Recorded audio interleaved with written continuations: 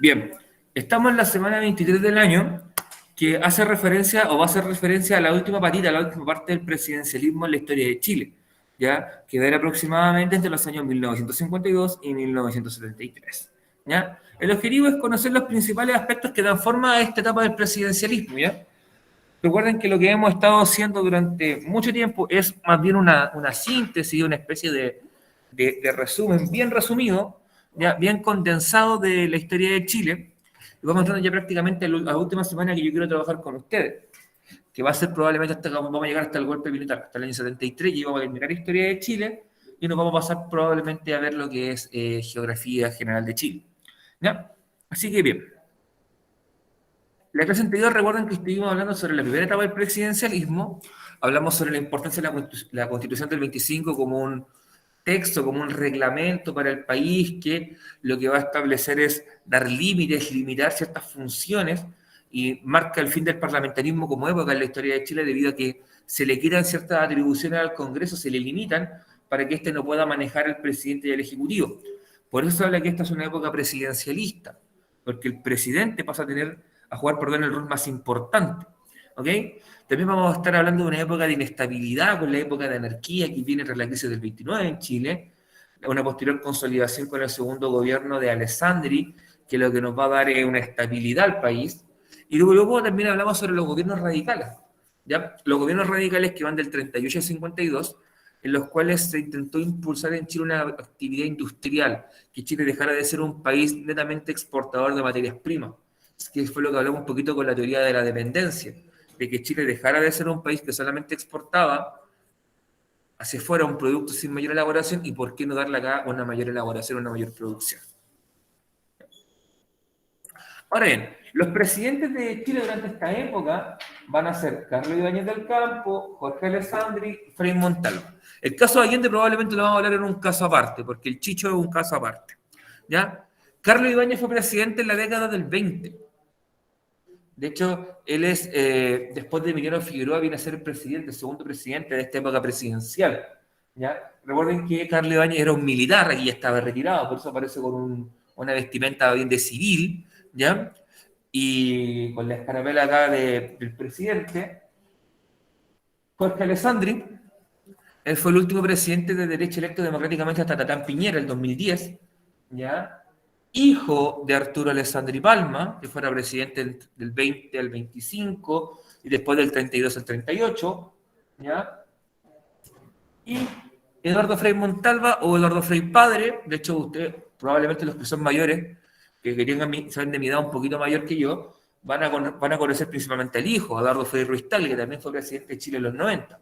Bueno, de hecho, son prácticamente calcados. Ustedes buscan una foto de Frei Ruiz Tagle, se dan cuenta que es prácticamente idéntico al papá. O sea, al compadre no lo engañaron. Hasta la hermana, Carmen Frey, tiene la misma cara del papá. Ese perfil. ¿Ya? Bueno, sobre Carlos Ibáñez. Están los datos de la elección del año 52 que fueron sacados de Wikipedia, así que no se preocupen, lo pueden encontrar en Wikipedia. Porque Wikipedia sirve para estas cosas, podemos buscar datitos, sí. ¿Ya? Bueno, Carlos Ibáñez, ustedes se dan cuenta, gana con un 46.79% de los votos. Le gana el candidato al Partido Liberal Arturo Mate, a Pedro Alfonso Barrios del Partido Radical y a Salvador Allende en su primera experiencia presidencial. De aquí en adelante, cada vez que yo nombro una elección presidencial, va a estar metido Salvador Allende hasta que gana el 70. El tipo fue empeñoso, como a la cuarta le salió. ¿Okay? ¿Por qué ganó? Generalmente, los historiadores al consenso, al acuerdo que han llegado, es que Ibáñez gana por el voto de castigo. El voto de castigo es una expresión que se ocupa en el mundo de la política. ¿A qué hace referencia? Cuando la gente, la sociedad, el pueblo está cansado de cómo gobierna la clase política tradicional, comillas, tiende a castigarlos no eligiéndolos y eligiendo a un candidato que vaya por fuera del partido político tradicional. ¿Qué es lo que ocurre con Carlos Ibáñez en este caso? Porque si ustedes se dan cuenta, tanto Arturo Mate como Pedro Alfonso Barrios, Salvador Allende, van por partidos políticos, o sea, dice partido tanto. O sea, están dentro de la estructura de lo que se llama la política tradicional. En cambio, Carlos Ibáñez va a una candidatura independiente. Quizás, si yo te voy a hacer un paralelismo con la lista del pueblo actual, o aquella que ya está muerta, pero que sacó muchos constituyentes, ¿cómo se vendía la lista del pueblo en un comienzo? Que eran gente independiente, gente que no pertenecía a los partidos tradicionales. Por lo tanto, la gente votó por ellos porque no quería ver a los políticos tradicionales haciendo la pega de siempre, sino que dijo, demos la oportunidad a nueva gente. ¿Ya? Entonces, eso es lo que se llama en política el voto de castigo. Lo que ocurrió en Valparaíso ya deben ser unos 4 o 5 años cuando fue electo Char, en Valparaíso es exactamente lo mismo. ¿Ya? En el fondo, Carlos Ibáñez se aprovecha de esa coyuntura de que la gente está desencantada con la política tradicional para aparecer como candidato, y como Carlos Ibáñez era un líder carismático, era una persona que tenía cierto renombre hacia atrás, tenía cierta masa de gente que le apoyaba, hace uso de aquella masa de gente y logra ser electo presidente. Prácticamente ganándole por mucha diferencia, casi 20 puntos de diferencia, al que venía segundo. ¿Ya? Logró la mayoría, pero no logró la mayoría absoluta. Por lo tanto, quien tiene que ratificarlo como presidente es el Congreso. El Congreso va a ratificar a Carlos Ibáñez como el presidente electo para el periodo de 1952-1958. Y acá aparece la figura de la escoba. ¿Ya? El símbolo de la campaña política de Carlos Ibáñez en esta época fue una escoba. Porque él decía que él venía a barrer con la política tradicional. Y por eso la gente salía a marchar con escobas. Miren la imagen, aquí, los que están acá en la sala no lo pueden ver porque se está tapando un hermoso plástico que no les deja ver la pantalla probablemente. Pero acá hay gente que está con una escoba. Chicos, presidente, ¿sí? O sea, ¿te imaginas que iría a salir a marchar con una escoba? Como que el símbolo de campaña de un candidato sea una escoba.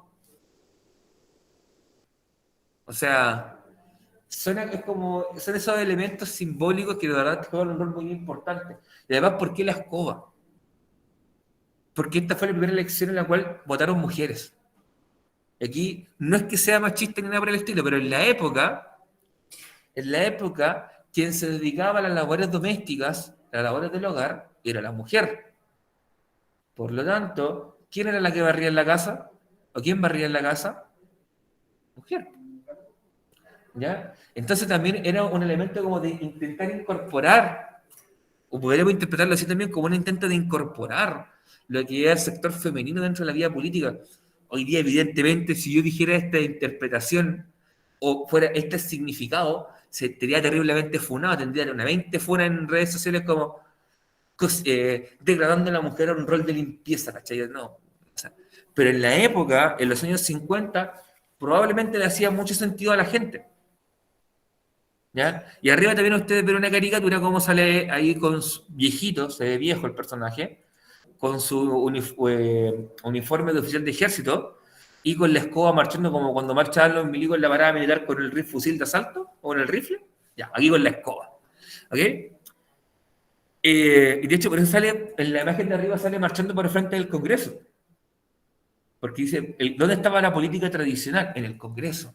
¿Dónde estaban los partidos políticos enquistados, enraizados? En el Congreso. Por lo tanto, voy a ir a barrer con todos esos pelafustanes para agarrar gente nueva. Al final es puro cuento, ¿ya? Porque finalmente Ibáñez va a terminar gobernando con todos estos tipos. De hecho, Ibáñez va a tener gabinetes con gente del Partido Comunista, del Partido Socialista, del Partido Conservador, del Partido Liberal. O sea, se va a mezclar con todo, le va a dar lo mismo, ¿ya?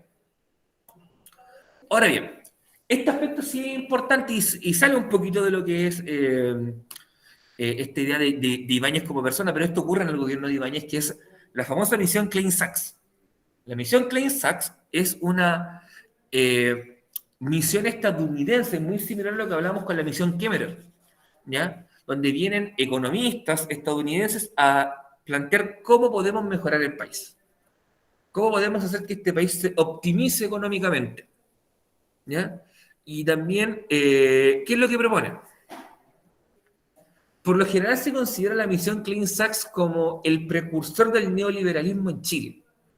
¿Por qué? Porque todas las políticas que plantea la misión Clean Act tienen un giro de abrir la economía, de liberalizarla. Es decir, que el Estado deje de tener un grado de control importante y sean las empresas privadas quienes juegan un rol clave. ¿Ya? Y aquí van a haber tres elementos. Primero, establecer cuáles son los problemas que tiene Chile. El primer problema que tiene Chile es la balanza de pagos. Ya, la balanza de pagos, en palabras simples, es una resta que se hace entre todo lo que el país genera y todo lo que el país gasta.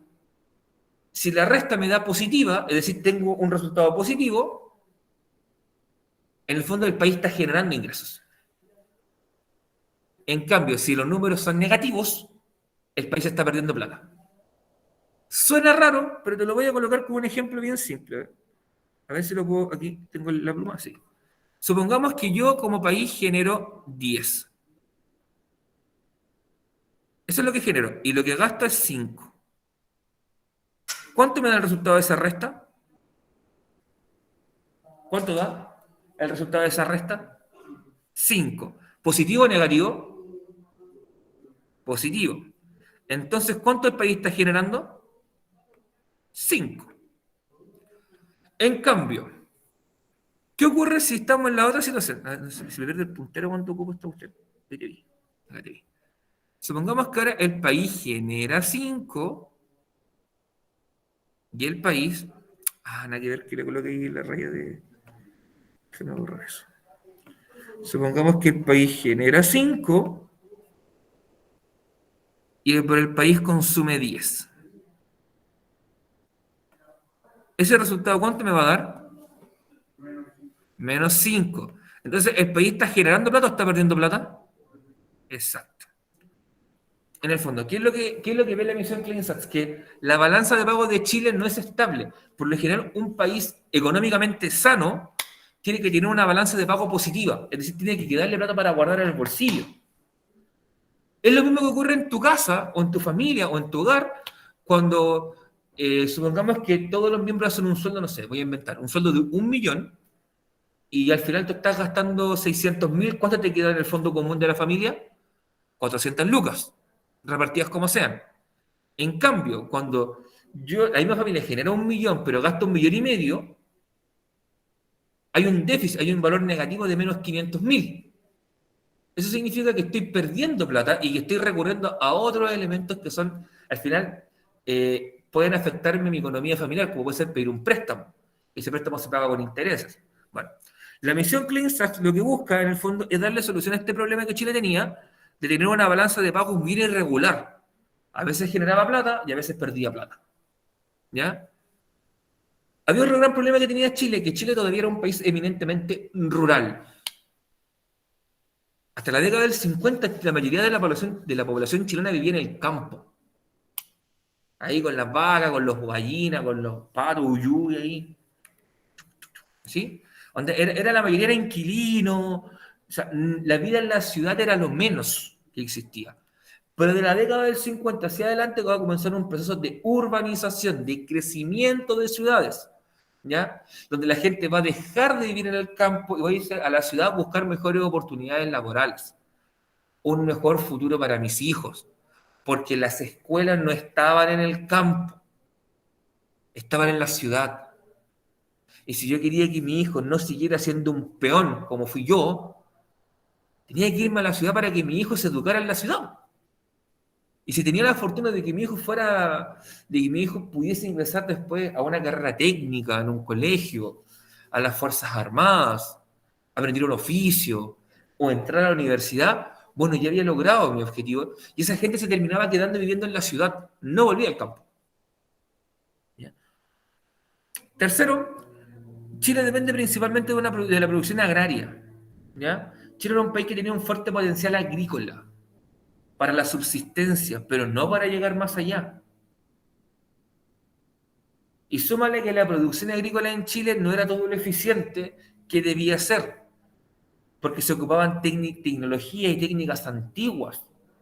En esta época no existía el arado mecanizado, el tractor, con suerte una yunta de bueyes o fuerza humana nomás está arando la tierra.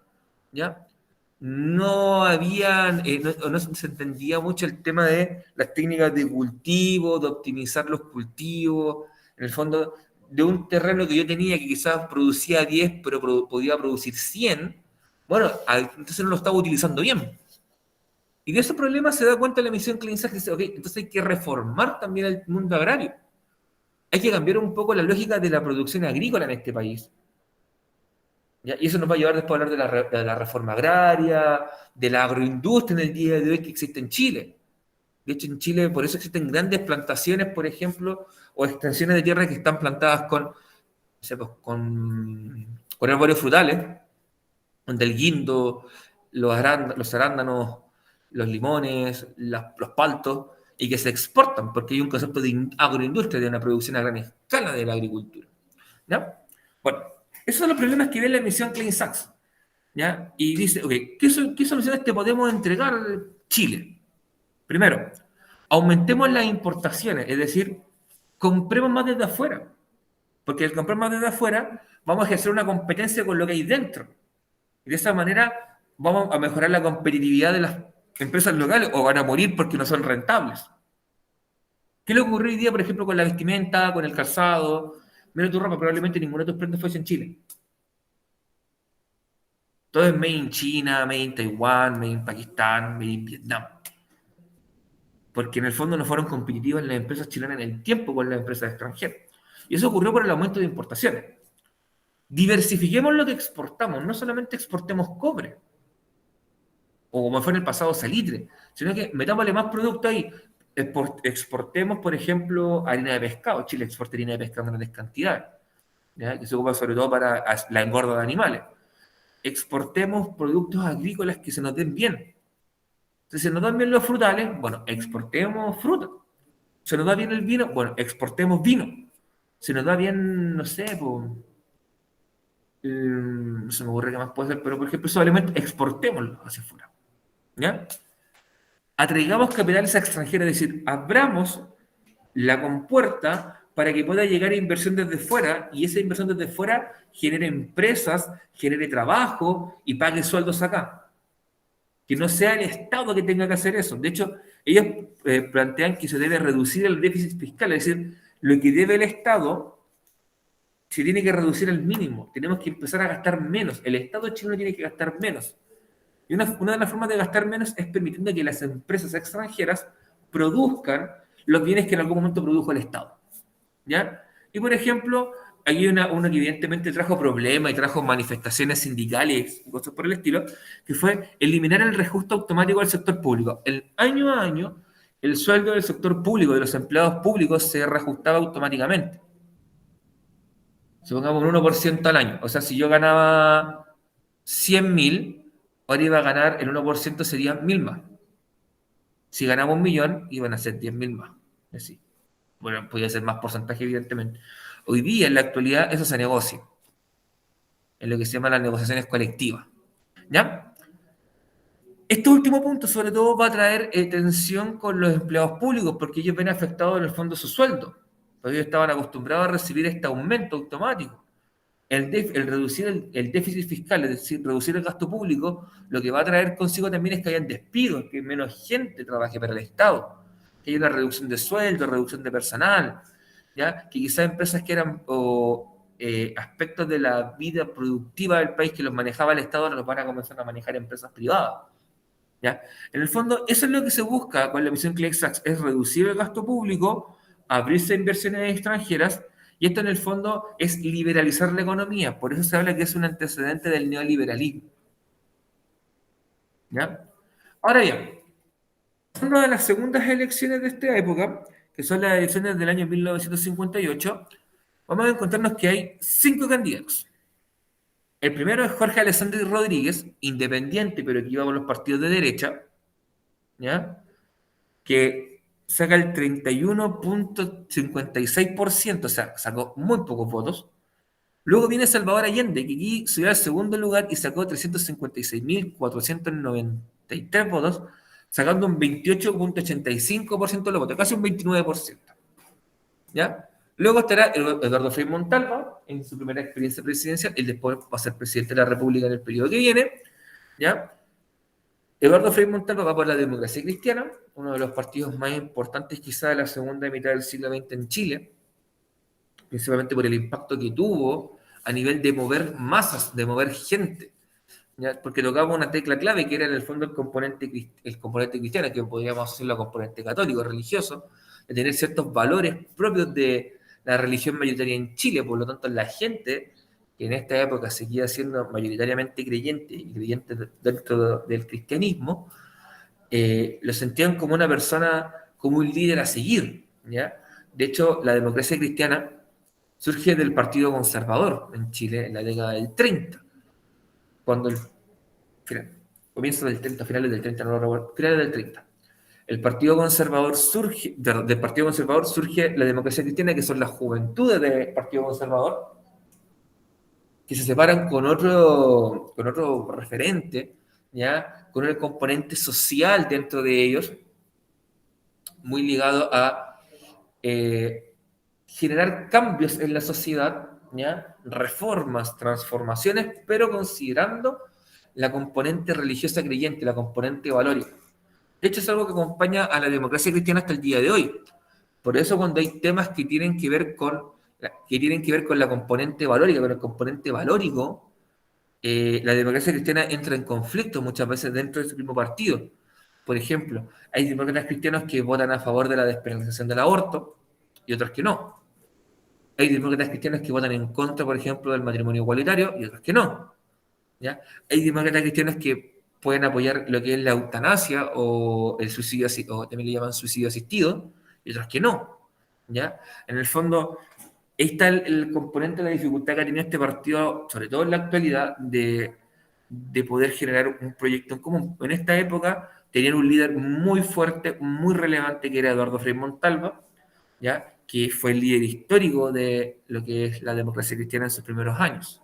De hecho, eso le llevará a convertirse en un presidente, eh, le llevará a convertirse en presidente entre el año 64 y 70.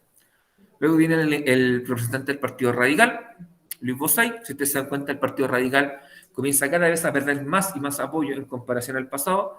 Hace 20 años atrás estaban eligiendo a Pedro Aguirre Cerda como presidente de la República, ¿ya? Y ya 20 años después era la cuarta fuerza en cuanto a las votaciones presidenciales.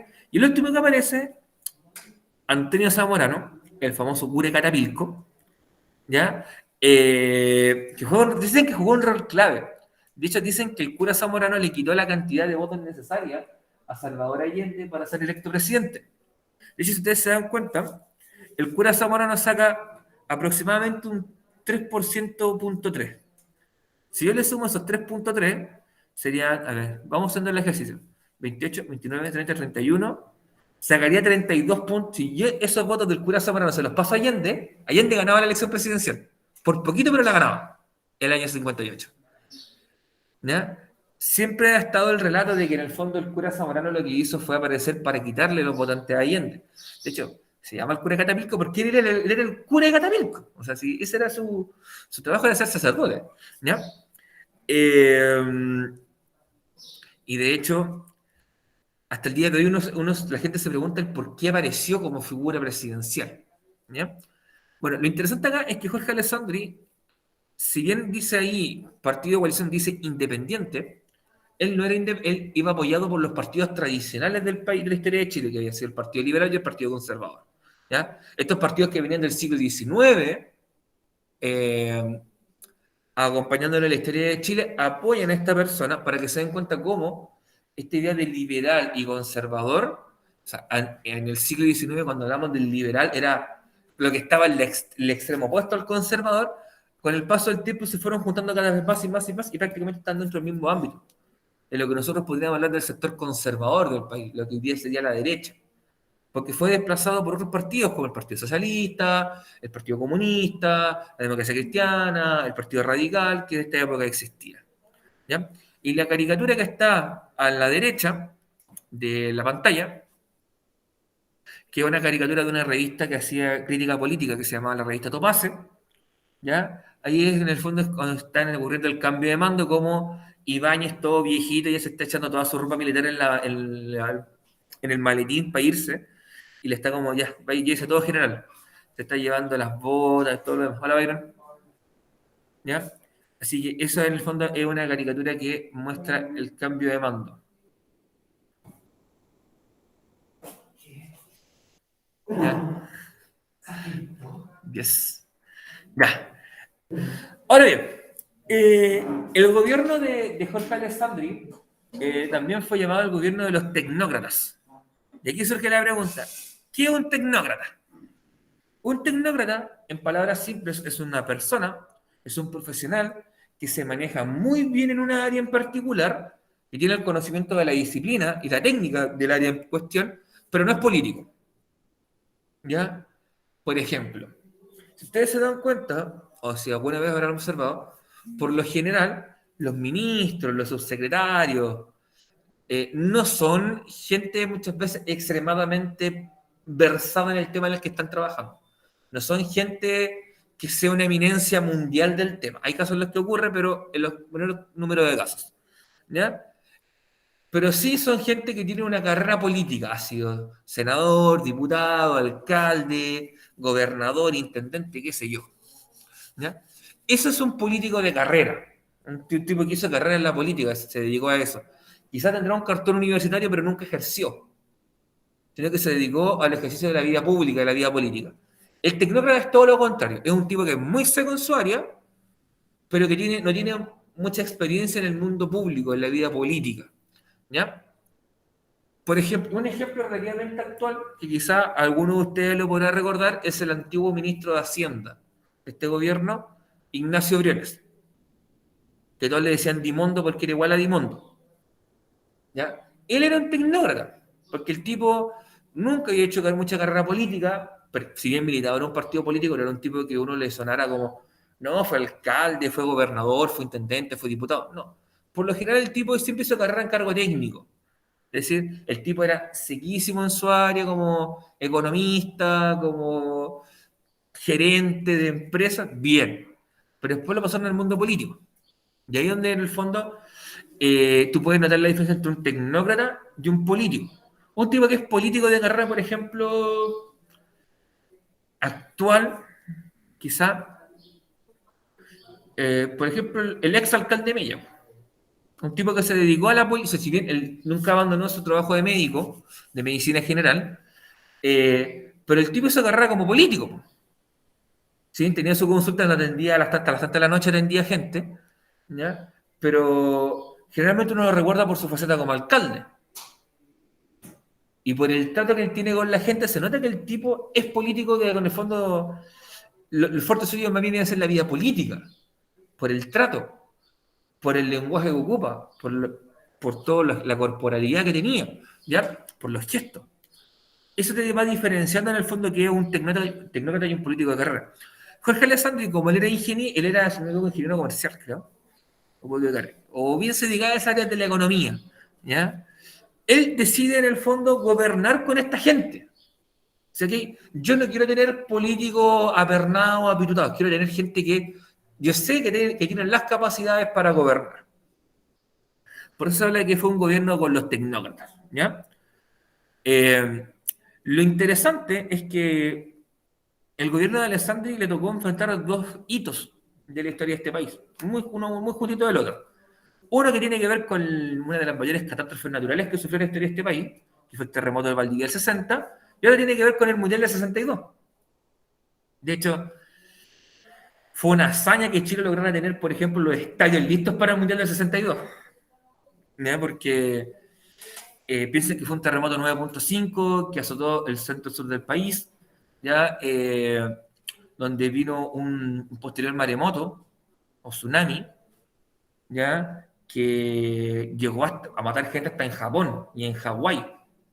Así de potente fue el terremoto y la onda expansiva que generó. De hecho, eso también fue parte importante de que después los países del mundo mejoraran muchísimo su sistema de alerta frente a desastres naturales como los terremotos.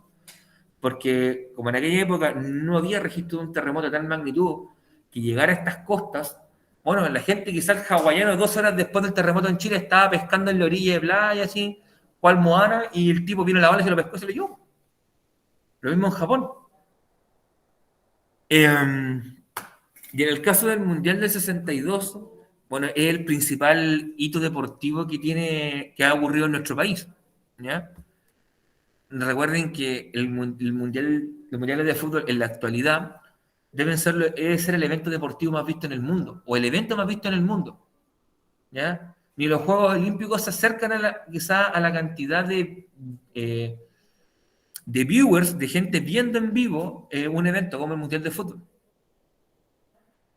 Porque recuerden que es el deporte más popular en el planeta. ¿Ya? Hay países donde no, por ejemplo, los gringos, los canadienses, con sus deportes raros, ¿cachai? Como el hockey sobre hielo, el fútbol americano, el béisbol. Quizás, no sé, países donde quizá el deporte más popular sea la lucha, como en Mongolia, ponte. No pega tanto, pero en lo que es América Latina, Europa, África, el fútbol la rompe, literalmente. Así que por eso es tan importante, porque era impensable quizá en algún momento de que un país perdido en la nada, como era nuestro país, fuera sede de un evento tan importante, ¿ya? Y hasta el día de hoy sigue siendo el evento más importante. De hecho, piensan ustedes que Chile quiere reeditar o quiere volver a tener un mundial en 2030. Pero ahí son los conjuntos con Argentina, Uruguay, Paraguay, que no, así quieren hacer el mundial conjunto. Como el mundial que se viene ahora en 2000, porque el Qatar, olvídense que va a ir a Qatar, o sea, aceptémoslo, nos vamos a Qatar. El 2026 el mundial sería en Estados Unidos, Canadá y México. Y lo que se están jugando es reeditar el mundial del 2030 en Sudamérica. Bueno, vamos a hablar un poquito del terremoto. El terremoto de Valdivia fue 9.5 en la escala de Richter. La escala de Richter lo que mide es la cantidad de energía liberada en un instante. ¿Ya? Y eso se mide, si no me equivoco, en millones de toneladas de dinamita. Creo que esa es como la comparativa. Es el terremoto más grande del que se tiene registro en la modernidad. No significa que haya sido el más grande de la historia, porque probablemente en el pasado existieron terremotos más potentes que este y no hubo registro. ¿Ya? Recuerden que, por lo general, en un país como el nuestro, que tiene una cultura sísmica, que cada 10 años sufre un terremoto grande, de hecho nos falta poquito para volver a juntar con el grande, me refiero sobre 8, escala Richter, o sea, tuvimos el del 2010, 8.8, bueno, nos falta, yo creo que estamos en el momento de que se nos venga un zamarreo grande, porque el de la región de Coquimbo, que fue el 2015, no fue tan grande, seamos honestos. Eso por escala de China es como, está fuerte, pero no es como terremoto, ¿ya? Nos falta, de hecho, lo que generalmente aquí, lo que más genera pérdidas humanas es el tsunami, ¿ya? Porque hasta hace bastante poco tiempo no teníamos un buen sistema de alerta para los tsunamis, sino que nosotros actuábamos por instinto. Por la experiencia aprendida sabíamos que cuando el mar se empezaba a recoger tenías que arrancar, porque iba a volver con fuerza. De hecho, recuerden que lo que hace un tsunami es como un efecto látigo. Todos han visto como cuando suena un látigo así como... Que el látigo tú lo haces así y se eleva y es así como... Y después ¡pah! Y pega el golpe. Esa es lógica tiene. ¿Ya? Porque recuerden que los terremotos por lo general acá en Chile son por subducción. Es decir, cuando están las placas tectónicas chocando, que es la placa de Nazca con la sudamericana, y la de Nazca quiere meterse abajo, se mete abajo de la sudamericana, están así, y cuando ocurre ese movimiento, ¡pah! Levanta la tierra y se genera el efecto látigo y te vuelve la ola gigante. Una ola que en su origen puede llegar a tener 20, 30 metros de altura, ¿ya? Y con la fuerza que viene arrasa todo. Eso nosotros lo vimos en 2010, ¿ya? Pues de cómo arrasó con vehículos, con lugares donde se metía el agua, pero hasta el fondo se metía el agua, ¿ya? Así que eso era generalmente lo que más víctimas fatales generaba. En este caso en específico, además de eso, tenemos que considerar que en esta época las construcciones no son como hoy día, las normas de construcción no son las de hoy en día, donde todas las construcciones chilenas tienen que pasar por una prueba de sismicidad, en el fondo. Todas las construcciones, viviendas, conjuntos habitacionales, condominios, villas, población, etcétera, etcétera, tienen que pasar la norma antisísmica chilena, que es de las más exigentes del mundo, y eso hace que en el fondo, aunque yo venga un terremoto grado 8, claro, quizás se me va a caer, no sé, un poquito de pintura, quizás se me puede caer un poco el yeso que cubre los ladrillos, pero No se va a desarmar la casa. Se van a romper los platos. Sí. ¿Se va a caer el florero? Sí. ¿Te van a mandar a firmar la tele? También. Que es la típica, la tele. Oye, pues sí, es verdad, a mí también pasó en 2010 como la tele. Ay, la tele no se va a caer. La tele. Ya, la tele, ya. ¿Cachai? O sea, no es tu salud, la tele. Sí. ¿Cachai? Aquí sería como, ¡el libro! No es chiste. De hecho, como profesor, lo primero que tengo que agarrar yo cuando hay un terremoto o un temblor fuerte es el libro. Porque yo salgo con los chiquillos, yo voy a salgo, ¿a quién está? Está el Byron, está el Eduardo, y siempre veo el nombre del compañero al fondo. El compañero al fondo. Eso, ¿ya? Pero fuera del SEO. De hecho, hoy día, para un chileno es más seguro pasar un terremoto dentro de su casa que fuera de su casa. Porque fuera, ahí está, que se puede caer quizá algo, alguna parte, no sé, ahí bajo un edificio, por ejemplo, que se ponga un masadero que está arriba y se cae, que estaba arriba en un balcón, se cae y ahí te cae el masadero, y quedaste con el casetero puesto acá. ¿Qué más? Por ejemplo, los cables que se pueden cortar, que pueden hacer reventar cuando chocan, y ahí hacen cortocircuito.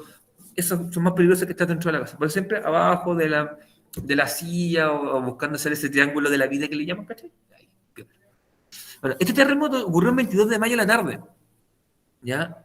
Y ocurrió en las cercanías de Valdivia. ¿Y qué significó esto? Que en el fondo gran parte de este sector que todavía tenía construcciones antiguas, ¿ya? Fueron destruidas, sobre todo aquellas que eran de barro, paja, de adobe, ¿ya? Fueron destruidas y en el fondo hubo que reconstruir todo nuevamente, ¿ok? Ahora con una norma más eficiente, con mejores materiales, con algo que resista en el fondo el impacto. Y justamente 2 años después viene el hito deportivo más importante, que es el Mundial del 62. Ahí ustedes tienen las banderitas de los países que participaron en el Mundial. Pierde el mouse. ¿Dónde está el mouse? Mouse. Aquí tengo el... Ahí. Brasil, Checoslovaquia, que no existe hoy día, sino que es la República Checa y Eslovaquia, Colombia, Alemania Federal, Chile, Hungría, Uruguay. Era Inglaterra, pero colocaron la bandera de Gran Bretaña porque somos especiales. Esto significa que debe ser Bulgaria, la Unión Soviética, no Rusia, la Unión Soviética, Italia, México, Argentina, Suiza, Yugoslavia, España. Y está la antigua Copa del Mundo, que era la Copa Jules Rimet. ¿Ya? De hecho, por ejemplo, ¿qué ciudades participaron acá? Además de Santiago, Arica, Viña y Rancagua. De hecho, el tercer lugar Chile lo juega en Arica. ¿Ya? La semifinal con... No me acuerdo, creo que la semifinal con Brasil, cuando pierden 4-2, le pierden en Santiago, en el Nacional. ¿Ya? Este evento deportivo significó toda una modernización del país, no solamente a nivel de recintos deportivos, sino también tener hoteles que recibieran a las delegaciones. No íbamos a decir, no, armate una carpa en la playa y quédate durmiendo ahí. Po. No. Tiene que tuvieron que armar hoteles, mejorar un poquito los caminos, la conectividad con el estadio. De hecho, hay una nota de periodistas italianos que hablaban de que Chile era un país bárbaro, en el fondo era un país hiper mega atrasado, bruto, así como lo más ordinario del mundo para recibir un mundial. Y eso generó una raya en la selección chilena cuando jugaron contra Italia en el mundial, en lo que fue conocida como la Batalla de Santiago, que es uno de los partidos más cochinos de la historia de los mundiales. Donde si ustedes buscan en YouTube la Batalla de Santiago, Mundial 62, para ver cuando Leonel Sánchez le pega un combo literalmente en el OSI a un italiano, así como le está pegando una batalla y Leonel se da vuelta, el tipo cayó solo.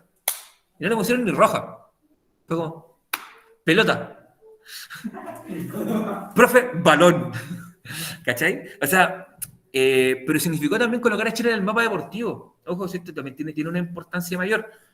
El mundial anterior había sido en Suecia y el mundial posterior va a ser en Inglaterra. En el fondo, Chile deja su nombre, de hecho, hasta el día de hoy. Chile no habrá ganado en nada hasta la Copa América del cabro chico Tocopilla. Nada. A nivel de clubes, o sea, a nivel de selecciones.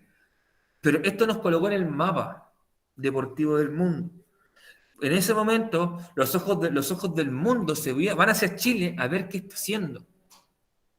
Y eso también significó un reconocimiento del mundo a Chile, que el mundo conociera a este país que estaba perdido en el sur del mundo, en el sur del continente americano. ¿Ya? Piensen que tuvimos mundial antes que Argentina. Argentina iba a tener su mundial en el 78. ¿Ya? O sea, eso es lo interesante de de este hecho. Que tengo respecto también es interesante e importante nombrar es que este mundial lo va a ganar Brasil. ¿Ya? Brasil gana este mundial y Chile obtiene el tercer lugar, que es el mejor puesto histórico que Chile tiene en un mundial de fútbol. El tercer lugar. Y aquí también viene el mítico rap del mundial, que probablemente más de alguno de ustedes lo habrá escuchado. Ahora bien, también durante el gobierno de don Jorge Alessandri, estamos justo, recuerden que estamos en un momento de guerra fría, en un mundo en el cual el momento en el cual el mundo está polarizado, está tensionado, entre lo que es Estados Unidos y la Unión Soviética y sus áreas de influencia, ¿ya? Y aquí Estados Unidos, para establecer una influencia en la región de Latinoamérica, va a desarrollar lo que se llama la famosa Alianza para el Progreso. La Alianza para el Progreso fue un programa de ayuda que crea Estados Unidos para los países latinoamericanos. Ayuda a nivel de economía, a nivel social y a nivel político. ¿Ya? ¿Cuál era la intención tras toda esta Alianza para el Progreso que suena muy bonita? De, oh, qué bueno el hermano grande, cómo ayuda a su hermano pequeño. Era en el fondo evitar que Latinoamérica o algún país latinoamericano girara hacia la izquierda y girara hacia el comunismo o el socialismo. Porque justo años antes del desarrollo de esta Alianza para el Progreso ocurre la famosísima Revolución Cubana de Fidel Castro. ¿Ya? La Revolución Cubana tiene como elemento central la instalación de un gobierno de corte socialista, marxista-leninista, cercano a los principios de la Unión Soviética. Y para eso deponen a un dictador, que era Fulgencio Batista, que era cercano a Estados Unidos. Y Estados Unidos dijo, ok, no podemos permitir que esto nos vuelva a pasar, así que generemos un mecanismo para poder mantenerlos controlados sin que se den cuenta que están siendo controlados, y genera esta alianza para el progreso, que a nivel económico apoyaba a los países a estabilizar precios. En el fondo, te entregaba un apoyo económico para que tú pudieras mantener los precios relativamente estables y no subieran mucho, y de esa manera la gente estuviera descontenta porque subían los precios, y mirar hacia la izquierda y ver cómo, en el fondo, en los países socialistas eso no ocurría, porque el Estado establecía los precios. Eliminar lo que es la inflación y la deflación. La inflación es cuando el dinero alcanza para menos cosas, y la deflación es cuando, en el fondo, la producción disminuye a tal punto que el dinero aumenta su valor en exceso, ¿ya? Y en el fondo ya no se incentiva a la producción, ¿okay? No se hace rentable producir, así que no produzco y genero escasez, ¿ok? Una planificación económica en el sentido de que mi proyecto económico apunte hacia un estado donde, hacia una construcción de un estado donde la población, o sea, donde la autoridad política no interfiera en la economía, ¿ya? La planificación económica tiene que ver en este caso con eso. Promover los valores del liberalismo económico, del libre cambio, del libre emprendimiento, de la libre empresa, no con un control efectivo del Estado, no con un Estado que controle los precios, controle el volumen de la producción, sino que todo lo contrario, permita la libertad de este y que sea, en el fondo, la economía en sí, el mercado en sí mismo, quien estabilice todo esto. Y un último elemento tiene que ver con la reforma agraria. La reforma agraria la vamos a trabajar probablemente ya en la próxima clase con más detalle, muchachos, así que no desesperéis. También a nivel social va a apuntar hacia la superación del analfabetismo, ¿ya? Chile, como gran parte de Latinoamérica, sufría problemas de analfabetismo importante para esta época. Porcentaje importante de la población no sabía leer ni escribir. O con suerte leía y escribía y nada más sabía escribir su nombre, firmar y para contar. No manejaba un vocabulario más extendido como la mayoría de nosotros, quizás. ¿Ya? Así que era muy, muy importante, bajo esa lógica, superar este problema. Porque también se entendía que el progreso no se logra con una población que no esté lo suficientemente educada. ¿Ya? Y a nivel político, el consolidar gobiernos democráticos. Y aquí hay un punto clave. ¿Por qué hablas de una consolidación de gobiernos democráticos? Porque queríamos evitar experiencias como la de Cuba. En Cuba se estableció un gobierno dictatorial. el gobierno de los Castro, ¿ya? De Fidel, por décadas. Entonces, para evitar que asumiera gente con este tipo de ideales, tenían los países que asegurar un sistema democrático donde la población pudiese votar y evidentemente intencionar de manera sutil la votación para que no votaran por la izquierda. Porque para Estados Unidos se entendía que la única manera en la cual la izquierda podía llegar al poder era mediante la vía armada. ¿Qué es lo que había establecido Marx en su manifiesto? Lo que logró hacer Lenin con la Revolución Rusa, lo que logró hacer Mao con la Revolución Cultural China, lo que logró hacer los Kim en Corea del Norte con el comunismo Juche, lo que logró hacer Ho Chi Minh en Vietnam del Norte, sino que para ellos era impensable que un gobierno de izquierda llegara a vía democrática. Bueno, Allende demostró que se podía llegar a vía democrática, y ahí cuando se les cae todo este castillo de naipes a los gringos, ¿ya? Bueno, y como te vuelvo a insistir, todo esto que propone Estados Unidos de manera muy desinteresada, tiene un trasfondo que es evitar que en América Latina surja una nueva Cuba. Es simplemente eso, evitar que nazca una nueva Cuba en América Latina. Y ahora, antes de terminar la clase, vamos a buscar hasta las diapositivas. O nos puedo buscar hacia ahora. No importa. Vamos a ver la última diapositiva, muchachos, que es la diapositiva 28. Ya. Pónganme atención acá. La pregunta esencial es una pregunta esencial diferente. Considerando el contexto histórico, lo que hemos hablado ahora de la Alianza para el Progreso, por ejemplo, en el contexto de Guerra Fría, con dos superpotencias que están ahí. Imaginémonos que usted es el o la presidente de la República. Escucha la pregunta que te voy a hacer. ¿Aceptarías el apoyo económico entregado por Estados Unidos mediante su Alianza para el Progreso? Fundamenta tu respuesta. Es una pregunta, chiquillos, donde no hay respuestas malas, solamente preguntas mejor o peor fundamentadas.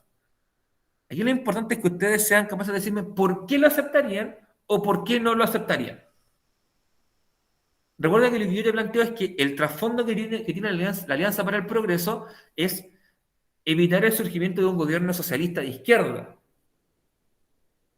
¿Tú estarías dispuesto a aceptar ese apoyo sabiendo que el objetivo que tiene es evitar que exista un gobierno de tal color político? Porque ustedes se dan cuenta cómo terminó Chile después cuando tuvo un gobierno de izquierda. 17 años de dictadura, 3.000 muertos, casi 2.000 detenidos desaparecidos que no se sabe dónde están, violaciones a los derechos humanos sistemáticas, mentiras sistemáticas, persecución, exilio. ¿Estarían dispuestos a ensuciarse las manos de esa manera con tal de recibir el apoyo de un gobierno de ese estilo?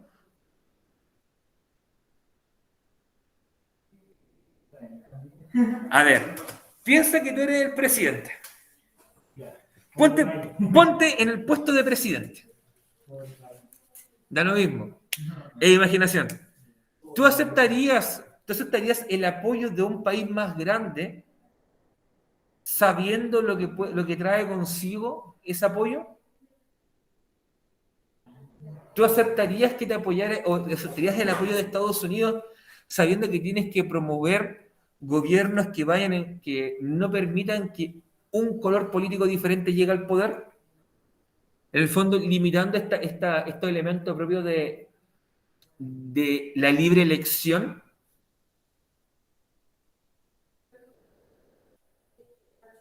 Tú podrías decir, mira, lo más probable es que muchos digan que sí, porque en el fondo te ayudaría a mejorar el país, lo cual es súper válido. Y usted tiene que explicar cómo mejoraría el país. ¿Ya? Ahora, en tu foro interno, ¿qué crees que es más importante? ¿Recibir el apoyo o mantenerte fiel a tus convicciones en el fondo de la libertad o lo que apunta a un país, que es a la libre elección, a las elecciones libres, abiertas, públicas, sin dobles intenciones? O podríais decir, yo le aceptaría, pero me haría el leso. También es válido. Ahí ustedes tienen que ser capaces de explicar esto. ¿Ya? Miren, aquí no se sientan mal ni bien por dar una respuesta que creen que a mí me va a caer bien o no me va a caer bien. Aquí lo importante es que yo voy a ver pues, en qué fundarían su decisión, en qué lo fundamentan. Porque, por ejemplo, si ustedes recuerdan el contexto, en el año 60 vino el terremoto de Valdivia. Quizás tú lo aceptarías, en ese contexto lo aceptarías para poder reconstruir el país más rápido. O destinarías esos fondos para mejorar la infraestructura y así tener un mejor mundial, lo cual también es válido. ¿Ya?